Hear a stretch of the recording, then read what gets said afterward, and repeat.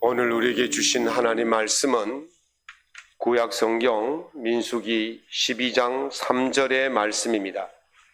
제가 갖고 있는 구약 성경 215면에 있습니다. 민수기 12장 3절 말씀, 한 절 말씀을 같이 낭독하겠습니다.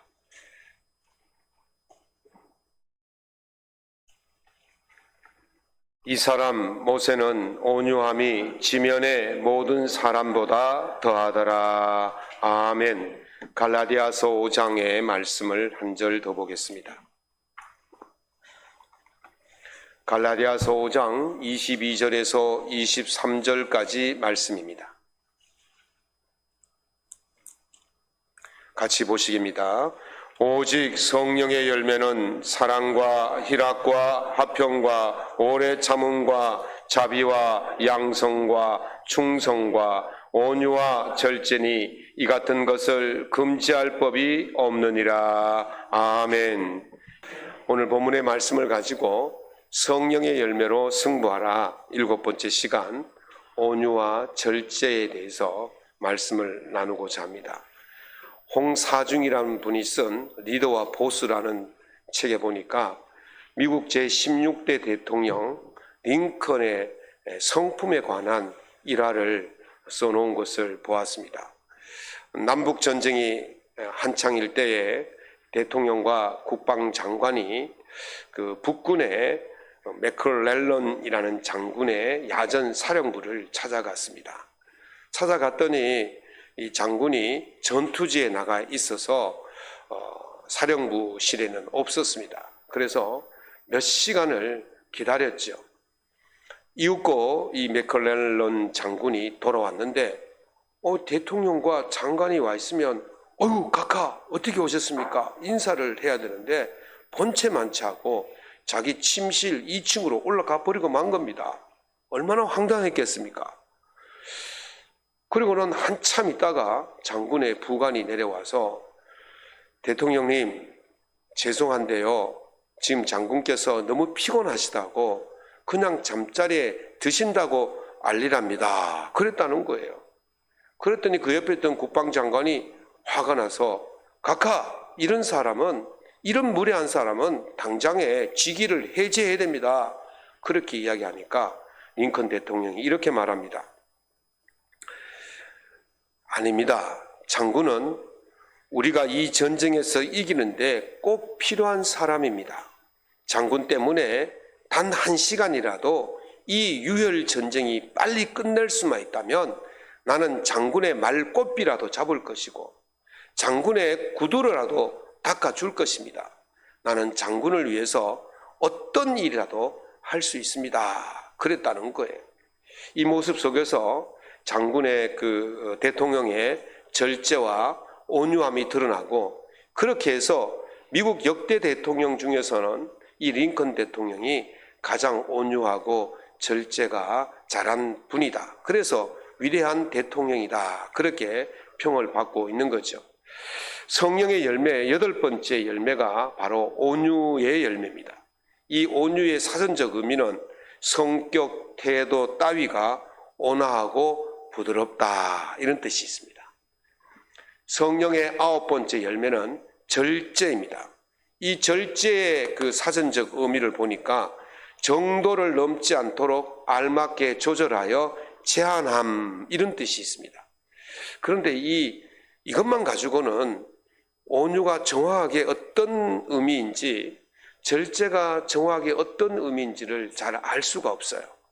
근데 우리가 원문 성경을 보면 이 단어를 좀 더 명확하게 해놓았는데, 그것은 나중에 말씀을 드리고, 어찌됐든 이 온유와 절제는 각각의 좋은 그런 이미지도 있지만 이 둘이 합쳐졌을 때는 더 큰 효과를 내는 수 있는 것을 볼 수가 있습니다. 그러면 온유가 뭐냐? 온유는 절제하여 드러내지 않는 겁니다. 무엇을 절제하여 드러내지 않는 거냐 하면 힘을 절제해서 드러내지 않는 것이 바로 온유입니다. 구약에서는 온유를 아나와라고 그렇게 말하는데, 억압된 자, 비천한 자, 겸손한 자, 이런 뜻을 가지고 있어요. 그런데 이 뜻은요, 단순히 권력자에게 비굴하게 권력자 앞에서 낮아지고 가진 자 앞에서 몸을 사리는 그런 뜻이 아니고요. 권세자나 부자나 권력자 앞에서 무조건 놓고 숙이는 그런 것이 아니라 내가 충분히 그들과 동등한 위치에 있을 수 있음에도 불구하고 나를 낮추는 것, 그것이 바로 여기서 나오는 온유의 의미인 것입니다. 그러니까 겸손에 더 큰 의미를 두고 있습니다. 내가 힘이 없어서, 권력이 없어서, 능력이 없어서, 재물이 없어서 그렇게 노예처럼 사는 것이 아니라 충분히 그것들에 대항하고 이길 힘이 있지만 내가 힘을 절제하는 것, 그것이 바로 온유라는 거예요. 구약에서 이 온유의 대표적인 사람은 우리가 모세라고 볼 수가 있죠. 오늘 여러분들이 민수기 12장 3절에 나와 있는 말씀처럼 이 사람 모세는 온유함이 지면의 모든 사람보다 더하더라. 옛날 성경에는 승하더라 그렇게 말했어요. 이겼단 말이에요.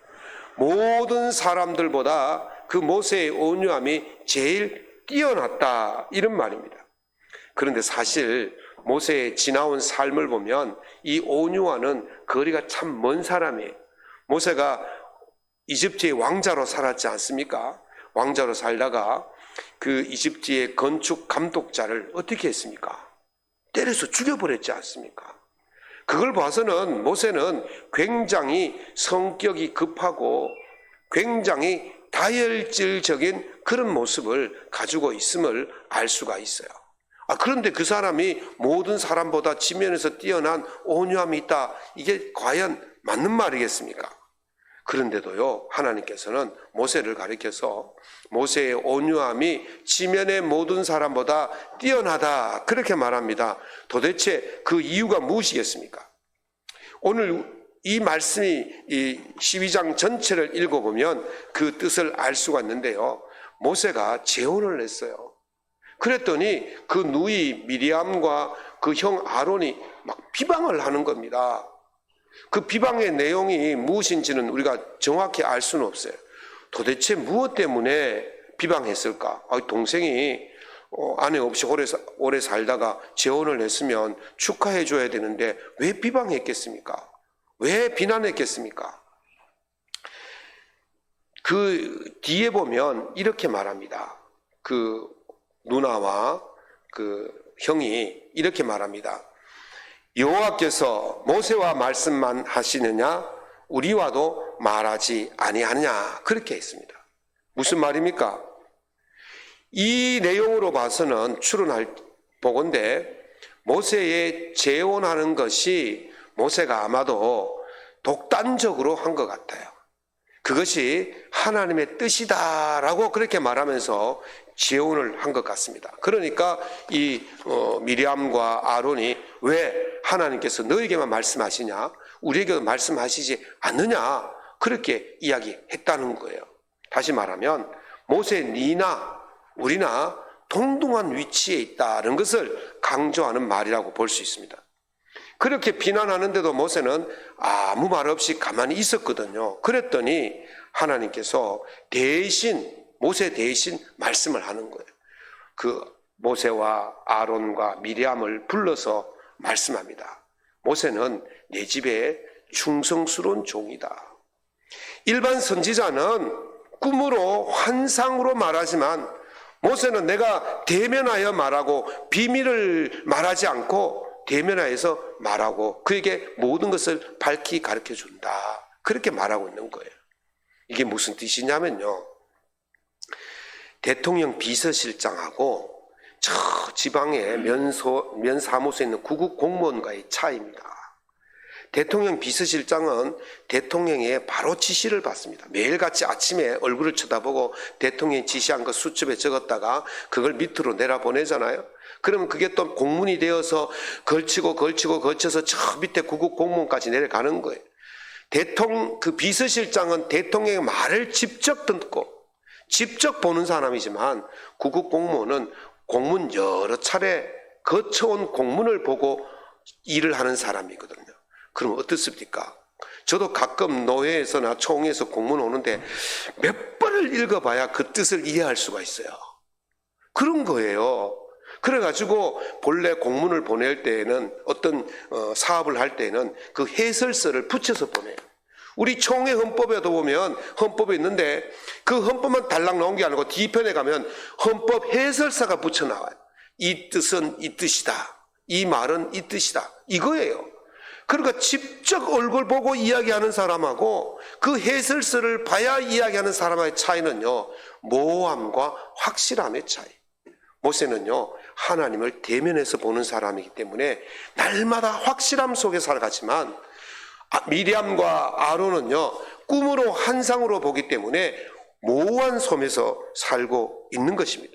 그래서 하나님께서 모세를 내 집에 충성스러운 종이다 그렇게 말하는 거예요. 그런데요, 지금 미리암과 아론이 그런 모세에 대해서 뭐라 말합니까? 니도 공무원이냐? 나도 공무원이다 이렇게 말하는 거예요. 대통령 비서실장 니도 공무원이냐? 나 구급 공무원 똑같은 공무원이야. 근데 왜 너만 대통령의 지시를 받고 그것이 맞다고 말하고 우리 건 아니라고 말하느냐? 지금 이렇게 말하고 있는 거와 똑같다는 거예요. 그럼에도 불구하고 모세는 가만히 있었어요. 누가 해결해 주기를 원했습니까? 하나님께서 해결해 주기를 원한 줄로 믿습니다. 온유한 사람은요, 하나님께서 해결해 주시기를 바라는 사람이에요. 그래서 모세는 온유함이 지면의 모든 사람보다 승하더라, 더하더라 그렇게 말했습니다. 그런데 이 힘을요, 어떤 사람이 가질 수 있느냐? 바로 성령이 충만한 사람이 가질 수가 있는 것입니다. 오히려 절제하는 가운데 성령이 충만하면 절제하게 되어 있고 절제하면 온유하게 되어 있고 그때에 하나님의 거룩함이 드러나게 되는 것입니다.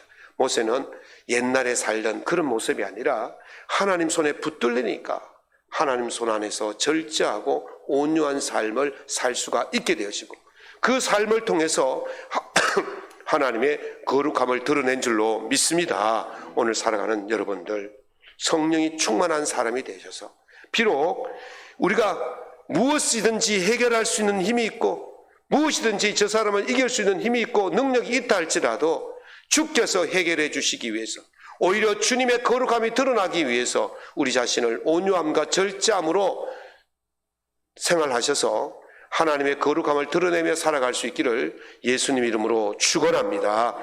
두 번째는 온유는 힘을 절제하여 절대 순종하는 것입니다. 이 배낚시를 즐기시는 분들은 아실 이야기인데요. 휴가 때 저희 숙소에 옆에 묵고 있던 한 분이 그 배낚시를 가신다고 막 들떠 있더라고요.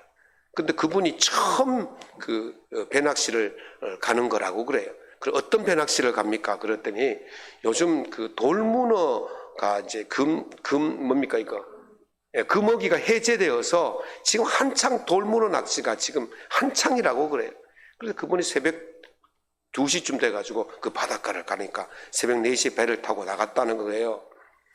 그런데 그분이 돌아와서 하는 이야기가 한 12명 정도가 자기 피에 타고 있었는데 선장이 딱 포인트 고기가 많은 돌문어가 많은 지역에 딱 데려다 준대요. 그러면 낚시하시는 분들이 다 낚싯대를 다 준비하고 그 자리에 도착하면 바로 낚싯대를 내리는 것이 아니고 선장이 호각 소리를 삑 하고 보면 일제히 쫙 내린다는 거예요. 그리고 한참 있다가 선장이 삐빅 하면 또 쫙 하면 올린다는 거예요. 어떤 사람이 아이고 나는 문어가 안 물렸으니까 못 올려요 이런 거 없답니다. 또 물론 중간에 문어가 물면 끌어올리게 하겠지만 그 전에는 선장이 삑 하면 내리고 삐빅 하면 올리고 삑 하면 내리고 삐빅 하면 올린다. 거기에 말 안 듣는 사람이 있으면요 혼쭐이 난다는 거예요. 그런데 그 사람 옆에 어떤 사람이 같이 있었는 사람이 둘이 가고 막 낚싯줄이 얽혔다는 거예요. 그러면 한 사람은 낚싯줄을 끊어야 되거든요. 그런데 이 낚싯추에 값이 얼마냐 하니까 추 하나가 좋은 거는 뭐 2,500원, 3,000원 한대요. 싼 거는 1,500원 하는데. 그런데 한 개만 다는 게 아니고 4개씩, 5개씩, 10개씩 이렇게 단다는 거예요. 그 줄을 끊어보면 한번 끊어보면 돈이 10,000원이 날아가는 겁니다. 그러니까 쉽게 끊을 수가 없어요. 양보할 수가 없어요. 그러니까 서로 잡아당기고 있는 거예요. 당기다가 누가 끊어지겠지. 그리고 선장이 와가지고 한 사람의 것을 확 끊어버린답니다. 그러면요, 아무 말도 못한답니다. 근데 거기에는요, 어떤 사람들이 오느냐, 뭐 이런저런 사람 오는데, 교수님도 오고, 학교 선생님도 오고, 공무원도 오고, 기업가도 오고, 뭐 이 사회에서 내놓으라는 사람들이 다 온다는 거예요. 그 내놓으라는 사람들이 사회에서는 그래도 부하 직원도 있고 큰 소리 땅땅 치는 사람인데 그 좁은 배 안에서는 선장이 끊어버리면 찍소리 못하고 내려가면 내리고 올려가면 올리고 아무 소리 못 하는 거예요. 제가 그걸 보면서 야, 성경에서 말하는 온유가 무엇인지를 어렴풋이 깨닫게 되겠더라고요. 신약에서는 온유를 프라우스라고 그래요. 이 프라우스란 말은 길들여진 힘이다 이런 뜻이 있어요. 내 힘은 있어요. 야생마처럼 그냥 막 들판을 막 돌아다니고 사람 태워 떨어뜨리고 막 그런 힘은 있는데 이 힘을 길들여져서 주인이 원하는 대로 사용되어지는 힘을 바로 그 프라우스라고 그렇게 말합니다. 고대 그리스 철학자의 플루타르코스가 쓴 플루타르코스 영웅전이라는 그 책에 보면 고대 그 그리스의 알렉산더 대왕의 이야기를 기록해 놓았어요. 이 알렉산더 대왕의 그 타고 다니는 말이 부케팔루스라는 말인데 이 부케팔루스라는 뜻은 뭡니까? 황소머리 이런 뜻이 있어요. 여러분 황소머리 보셨습니까? 얼마나 사납게 생겼습니까? 얼마나 무섭게 생겼습니까? 그러니까 이 알렉산더 왕이 타고 다니는 이 말이 부케팔루스가 바로 그렇게 무섭고 사나운 말이라는 거예요. 그런데 이 말은요, 알렉산더 말이면요, 껍벅 죽는 신음까지 할 정도로 그렇게 순종을 잘한다는 거예요. 그렇게 전투 지역을 돌아다니면서도 가자 그러면 가고 서라 그러면 쓰고 화살이 빗발쳐도 가자 그러면 달려가고 그럴 정도의 순종을 잘하는 말이라는 거예요. 한 번은 하다스페스라는 지역에서 전투를 하다가 알렉산더 대왕이 포위가 되었어요. 그때에 이 말이 알렉산더 대왕을 태우고 그 적진을 돌파해서 알렉산더 대왕을 구해주게 되어집니다. 그러면서 많은 상처를 입고 죽게 됩니다. 그래서 이 알렉산더 왕이 너무 안타까워서 그 하다스페스 강가에다가 도시를 새로 하나 건설하고는 이 도시를 누구에게 주느냐면 죽은 말에게 바칩니다. 그리고는 그 도시 이름을 부케팔리아라고 이름을 지어 줬다는 거예요.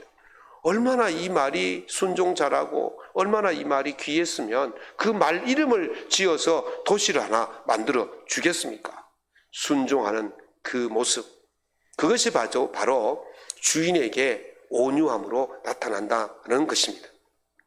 신약 성경에서 온유함의 대표자는 예수님이십니다. 예수님께서 마태복음 11장 29절에서 나는 마음이 온유하고 겸손하니 나의 멍에를 메고 내게 배우라. 그리하면 너희 마음이 쉼을 얻으리라. 아멘.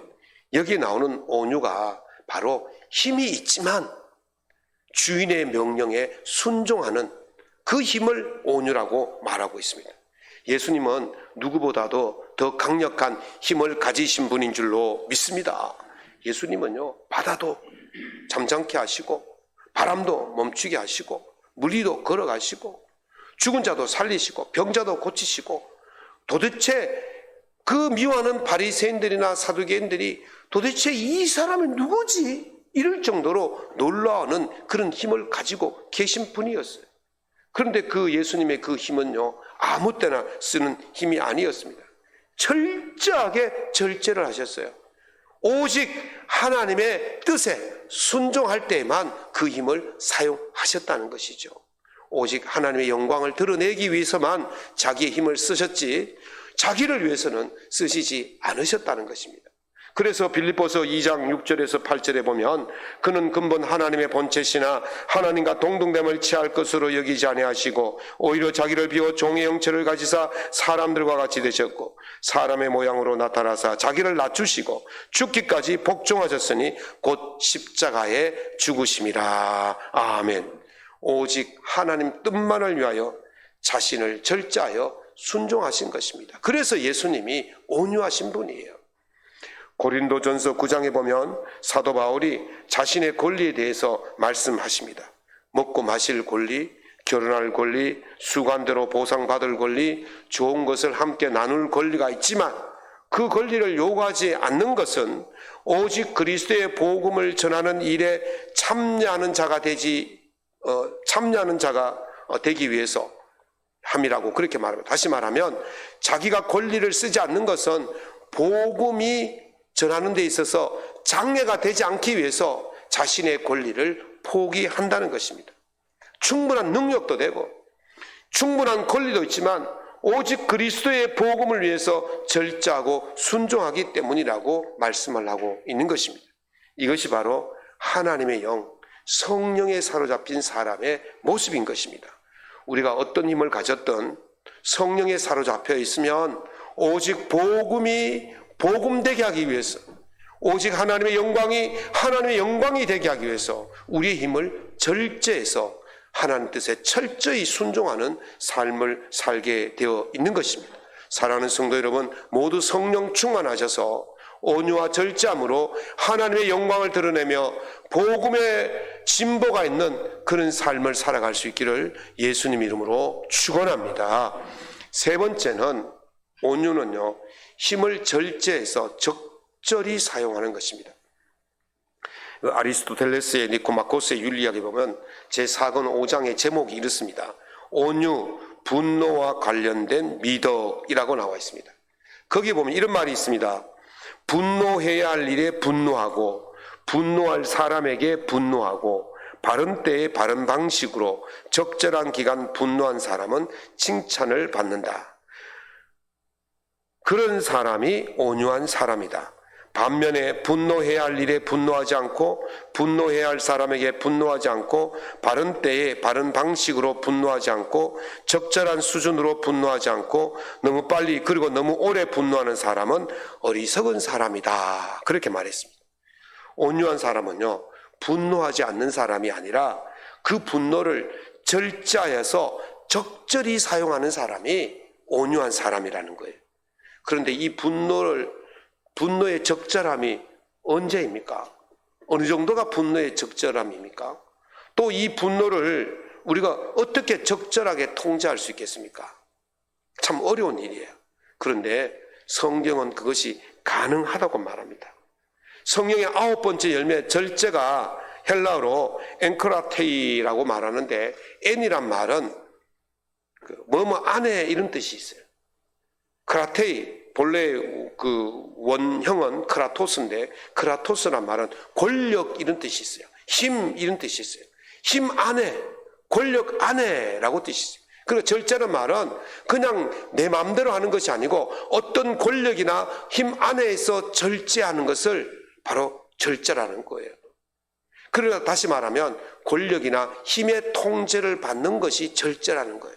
이 신학적으로 말하면요, 하나님의 통치권 안에 있는 태도예요. 하나님의 통치권 안에 있을 때에 그것이 바로 온전한 절제가 가능하다고 말하는 거예요. 다시 말하면 성령을 받으면 하나님의 통제를 받게 돼요. 자기 힘으로 마음대로 사는 것이 아니라 성령의 통제 속에서 우리가 살아가는 것, 그것이 바로 절제함이라고 말하는 것입니다. 바로 그런 사람이 온유한 사람이라는 거예요. 예수님을 통해서 그 절제가 얼마나 적절하게 사용되어졌는지를 말씀을 해주는 본문이 있습니다. 마태복음 21장에 보면 예수님께서 예루살렘 성전에 올라가셨는데, 그 성전에서 어떤 일이 벌어지고 있느냐면, 성전에서 비둘기 파는 자, 돈 바꾸는 자, 이런 자들이 성전을 가득 채워서 꼭 시장터처럼 만들어 버린 거예요. 그래서 예수님이 분노하셨죠. 노끈으로 채찍을 만들어서 비둘기 파는 자와 환정상들의 상을 뒤엎고 채찍을 쳐서 그들을 다 쫓아내버리셨어요. 여러분, 이런 분노가 어디 있습니까? 제가 교회 안에서 채찍을 만들어가지고 막 휘두르면, 와, 우리 목사님 그러지 않겠어요? 돌았다 그러지 않겠어요? 저 미쳤다, 목사가 저럴 수 있느냐 그러지 않겠어요? 예수님이 지금 성전에서 채찍을 만들어가지고 막 휘두르고 계신 거예요. 사람들이 볼 때 저 미쳤다 그러지 않겠습니까?